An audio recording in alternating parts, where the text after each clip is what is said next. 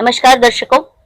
आज मैं आपको लाई हूँ एक खास व्यक्ति से मिलने और उनका इंट्रोडक्शन वो खुद ही देंगे। नमस्कार अनीश जी। नमस्कार भावना जी। दर्शकों को बताइए आपके बारे में। मेरा नाम अनीश गज्जर है और मैं घोड़ों के साथ लगभग पिछले 30 साल से जुड़ा हुआ हूँ। अलग अलग तरह से, जैसे horse riding, horse training, competitions, events organise करना, प्राइवेट फार्म्स और राइडिंग स्कूल्स वगैरह के लिए कंसल्टिंग भी करता हूँ। इक्वेस्ट्रियन प्रोजेक्ट्स के लिए कंसल्टिंग करता हूँ। इवन फॉरेन ब्रीड्स के साथ थोड़ा बहुत इंपोर्ट का और बाहर जाके सबको स्टडी करना, उनको राइड करना, सबको समझना, ये सब हमारा शौक है और प्रोफेशन भी है। तो साथ में breeding, buying horses, sourcing horses लोगों के लिए, ये सब भी करते हैं हम। और यहाँ पे हमारा सेटअप है सिल्वर रैंच अहमदाबाद में। जी जी। तो यहाँ पे हॉर्स ट्रेनिंग वगैरह सब सेटअप हमारे लोकेशन पे ही होता है। तो हॉर्सेस की ट्रेनिंग करते तो हैं, ये बताया आपने।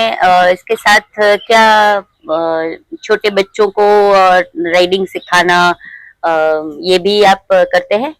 जी, मैं 1-to-1 कोचिंग करता हूँ। वेरी पहले गुड। हम राइडिंग क्लब चलाते थे, लेकिन जी अभी फोकस्ड कोचिंग बहुत टेक्निकल लेवल पे हम देते हैं, जहाँ पे सिर्फ 3 से 4 सेशन में आपको बेसिक राइडिंग हम सिखा देते हैं, उसके बाद प्रैक्टिस करना होता है।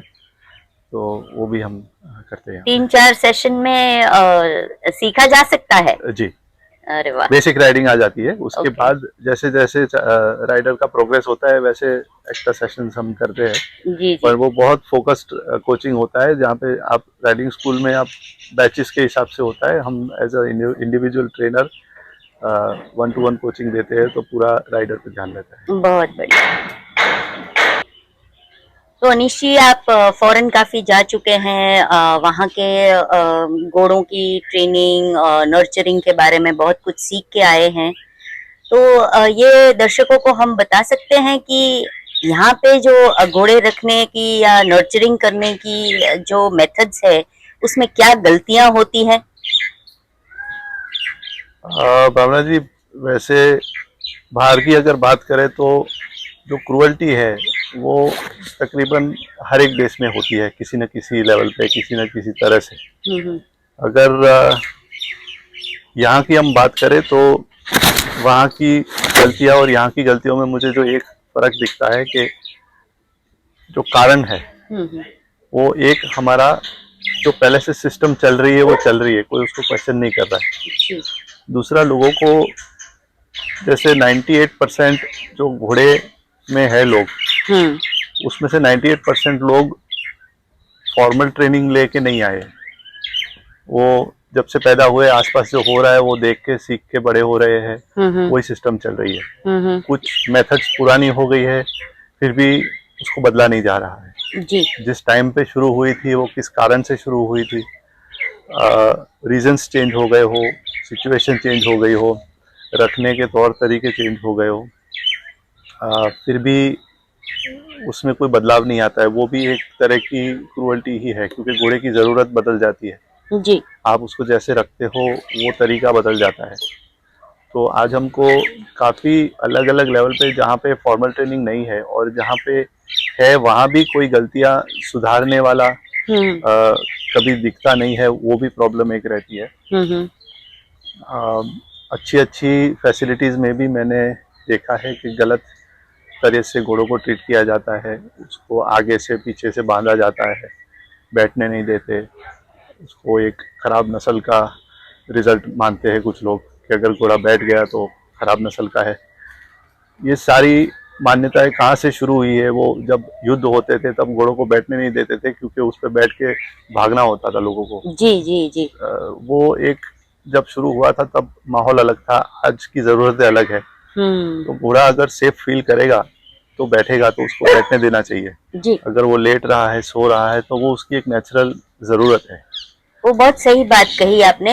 मैंने भी कई जगह देखा है कि लोग ऐसे समझते हैं कि अगर घोड़ा बैठ गया या सो रहा है तो वो या तो बीमार हो रहा है या तो वो मर जाएगा, ऐसे सोच लोगों की है। जी। तो बहुत अच्छी बात कही आपने कि ऐसा नहीं सोचना चाहिए। जी, जी। बाकी काफ़ी सारी चीज़ों में मैं मानता हूँ कि जैसे मैंने कहा एक फॉर्मल ट्रेनिंग का गैप पड़ रहा है, तो उसी की वजह से जो एक कल्चर का भाग होता है कि ये सिस्टम चली आ रही है वो चलती रहती है, उसमें काफ़ी सारी बातों में अवेयरनेस लाने की ज़रूरत है, वो कभी कभी कुछ जगहों पे आती नहीं है। मैं मानता हूँ घोड़े का एक बेसिक फॉर्मेट आप सेट कर सकते हैं कि घोड़ों को ऐसे रखना है ऐसे नहीं रखना है, लेकिन रीजन के हिसाब से भी, एरिया के हिसाब से और किस पर्पस से आप घोड़ा रख रहे हो उसके हिसाब से भी घोड़े का रख रखाव और आ, खाने पीने का जो प्लानिंग है, उसको स्टेबल में रखने का प्लानिंग है, वो सारा इन्फ्लुएंस होता है। और वैक्सीनेशन वगैरह कई लोग जैसे रूरल एरियाज में देखा है कि वो लोग ये बात समझते ही नहीं है कि वैक्सीनेशन करवाना चाहिए या घोड़े के दांत डॉक्टर्स को दिखाने चाहिए, उसके बारे में थोड़ा बताइए। तो जब हम घोड़े को एक डोमेस्टिक एनिमल की तरह से, एक पेट की तरह से, एक फार्म एनिमल की तरह से अपने प्रीमाइसिस पे रखते हैं, तो उसका एक जो खुला दौड़ने का, घूमने का, नेचर में रहने का जो सिस्टम है वो हम बदल रहे हैं, उसको कैप्टिवेट कर रहे हैं जी।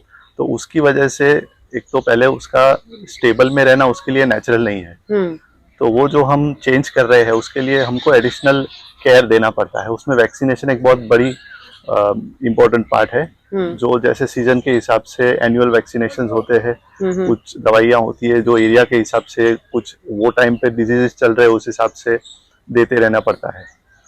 उसकी अवेयरनेस भी एक बहुत बड़ा गैप है जहाँ पे लोगों तक राइट इन्फॉर्मेशन पहुँचती नहीं है।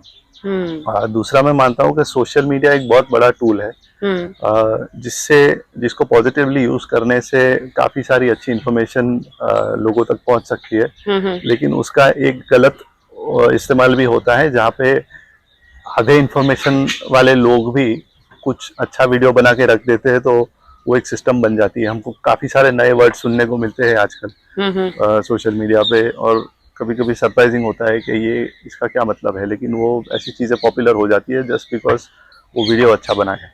तो अच्छा, ये भी ऐसा थोड़ा भी होता ध्यान है। रखना पड़ता है कि कौन से सोर्स से आ रहा है, कौन आपको ये सिखा रहा है और उसके पीछे कारण क्या है। अगर वो किसी के लिए एप्लीकेबल है, तो एक स्टेट में, एक एरिया में किसी पर्पज से एप्लीकेबल है, तो वो ब्लाइंडली सब कॉपी नहीं कर सकते। करेक्ट, बहुत सही बात है। दूसरी एक बात आपसे पूछना चाहूंगी अनीश जी कि हाइट की तो घोड़ों की दुनिया में एक बोलबाला है, हाइट वाला घोड़ा है तो लोग पसंद करते हैं। क्या इसमें हाइट ज्यादा दिखाने के लिए लोग कुछ एक्स्ट्रा करते हैं? आपने कभी कुछ ऐसा नोटिस किया हो? काफी बार ये देखने को मिला है, क्योंकि अपने घोड़े को बेहतर दिखाने के लिए लोग हाइट ज्यादा करते हैं जी। और एक पर्टिकुलर हाइट पे उसकी उम्र कम दिखाना भी एक आदत है। कहीं हम देखते हैं कि अगर उम्र कम दिखाओ तो हाइट वैसे ही ऑटोमेटिकली बढ़ जाती है जी। तो वो उसकी सेल प्राइस पे इफेक्ट करता है। तो उसमें काफी जगह पे गलत प्रैक्टिस आती है। लोगों को किसी भी कारण से गलत इंफॉर्मेशन पास ऑन करनी होती है। तो फॉर एग्जांपल जो एक बॉक्स हूफ का इशू है, कुछ घोड़ों में बॉक्स हूफ आते हैं जो ऐसे स्ट्रेट हूफ होते हैं, वो एक कंफर्मेशन डिफेक्ट है और कोई भी राइडिंग के पर्पज से ऐसे घोड़े को प्रिफर नहीं करेगा जी। लेकिन मैंने देखा है कुछ जगहों पे इग्नोरेंस की वजह से या फिर कोई और गलत रीजन की वजह से भी लोग इसको प्रमोट कर देते हैं, जिसकी वजह से हॉर्स की हाइट ज्यादा बड़ी लगती है। और उसको लोकल लैंग्वेज में कहते हैं खड़े डाब का घोड़ा। अब खड़े डाब का घोड़ा एक प्लस पॉइंट नहीं है, वो एक माइनस पॉइंट है। अब इस चीज को प्रमोट करना, आगे उसको ब्रीड करना और उसको राइडिंग में यूज करना, ये सारी चीजें मेरे हिसाब से ठीक नहीं है। लेकिन ये एक सिस्टम कहीं हमको देखने मिल जाती है जो राइट टाइम पे उसको रोकनी पड़ती है, लेकिन because of lack of information वो कोई पॉइंट आउट नहीं कर पाता है वहां पे।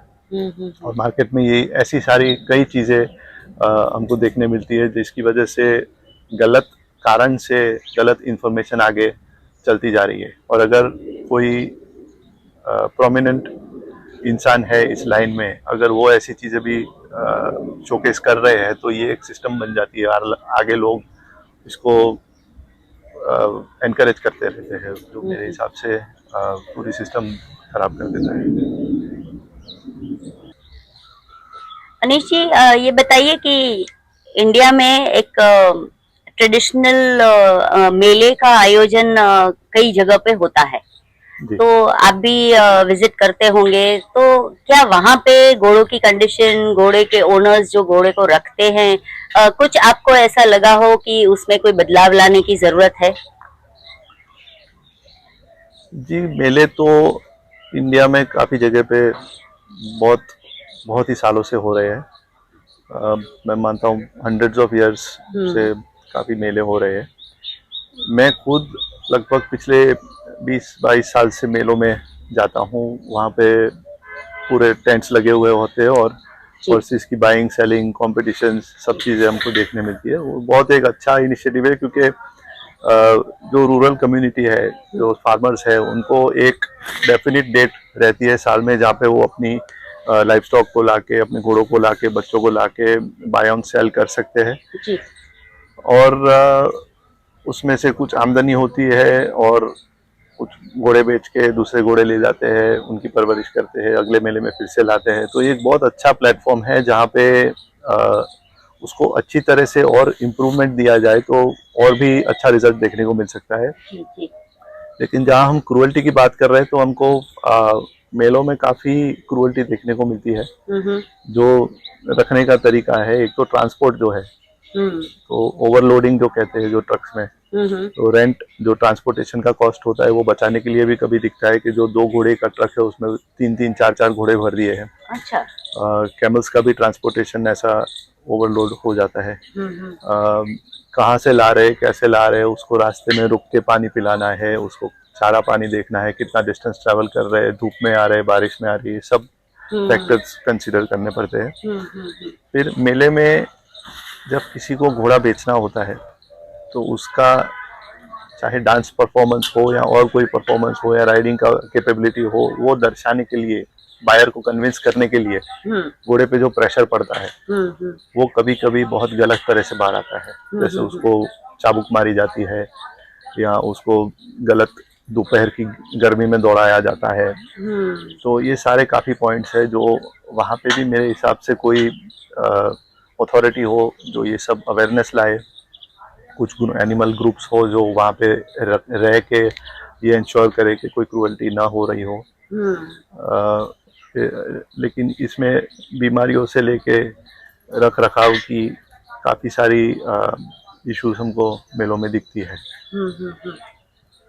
तो दर्शकों, हमको ये समझना चाहिए कि ये जानवर हमारे घर का मेंबर जैसे है, वैसे ही है। हमें उसको ऐसे ट्रीट करना है कि जैसे अपने बच्चे को ट्रीट करें। तो अनीश जी का कहना है कि अगर आप ट्रांसपोर्टेशन भी कर रहे हैं तो बीच बीच में ध्यान रखिए कि घोड़े को पानी पीने की जरूरत है या उसको गर्मी सर्दी जो भी लग रही है उसका ध्यान रखें। अभी मेलों की सीजन आ रही है दर्शकों। लगभग छोटे मोटे 60 इक्वाइन ट्रेड फेयर्स इंडिया में होते हैं और तकरीबन 10 से 15 हज़ार घोड़े हर एक मेले में लाए जाते हैं। Animal welfare board of India नाम का जो ऑर्गेनाइजेशन है वो अपनी गाइडलाइंस में काफ़ी चीज़ों का ध्यान रखे हुए हैं, जैसे कि घोड़ों के लिए पानी की व्यवस्था, चारे की व्यवस्था, रहने की व्यवस्था, लोडिंग अनलोडिंग के लिए रैंप्स, लीद डिस्पोज करने की व्यवस्था वगैरह वगैरह। जैसे ही मेले शुरू होते हैं दर्शकों, आपको मैं मेलों की सैर करवाऊंगी, अलग अलग घोड़ों से मिलवाऊंगी और उनके मालिकों के इंटरव्यू भी लूँगी। तब तक के लिए मेरे एपिसोड्स देखते रहिए, लाइक कीजिए, शेयर कीजिए। जिन्होंने सब्सक्राइब नहीं किया है वो सब्सक्राइब कीजिए और हाँ, कमेंट करना ना भूलें।